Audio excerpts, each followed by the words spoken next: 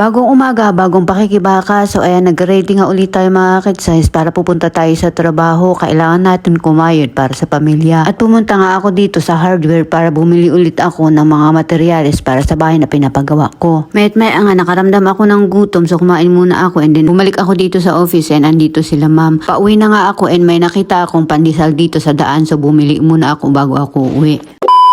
Hello mga kids, ito nga ang buhay natin dito sa Pilipinas after abroad. Magte-10 na nga to ng umaga nakaligo na ako at nakakain na, nag-ready na ako para pupunta tayo sa trabaho. Wala na nga akong kasama dito sa bahay kasi umalis na sila. Si ate ko is pumunta na sa trabaho and yung mga bata is pumunta na sa school. At dahil nga wala akong amo dun sa pinagtatrabahuan ko, so hindi na ako nagsiset ng alarm clock sa gabi bago ako matulog. Kaya tinatanghali talaga akong gumising sa umaga. Pero bumabawi naman ako dun sa trabaho ko kasi nag-OT ako hanggang gabi. Kaya ginagabi ako araw sa pag-uwi dito sa bahay. Minsan nga naaabutan ko sila dito na tapos na silang kumain and matutulog na sila and ako is mag-shower pa, kakain pa, maglalaba pa ng mga damit and then mag-e-edit pa ng vlog. So inaabot talaga ako ng 12 or 1. Pero sanay ako kasi nung nasa Hong Kong ako is natutulog ako 12, 1 or 2. And then yung alarm ko is bago 6 kasi yung pasok ng alaga ko. Kaya sanay talaga ako sa puyatan. Ang kagandahan lang dito is wala akong alarm clock. Anytime pwede akong gumising and anytime din pwede din ako pumunta sa office. Unlike nung nasa Hong Kong ako na kahit puyat na puyat ako, kailangan kong gumising na maaga kasi may amo ako, may trabaho ako. Siyempre hindi pwede na malit tayo sa gising lalo na ako may alaga na bata kasi yung bus ng mga bata is may oras kung kailan sila susunduhin. Dapat on time na nandun ka na bago dumating yung bus na magsusundo sa alaga mo. Kasi kung malilit kang pupunta doon is iiwan talaga nila yung bata, hindi nila aantayin. So lagot ka sa amo mo, yun ang cause ng terminate na iba lalo na pag sensitive yung amo mo or alam mo yung may tupak yung amo mo na napuntahan mo na hindi nakakaintindi sa katulong. Pag nagkamali yung katulong is sobrang big deal na sa kanila. May kaibigan bang kayong ganun ang amo? Okay. But anyways mga kids,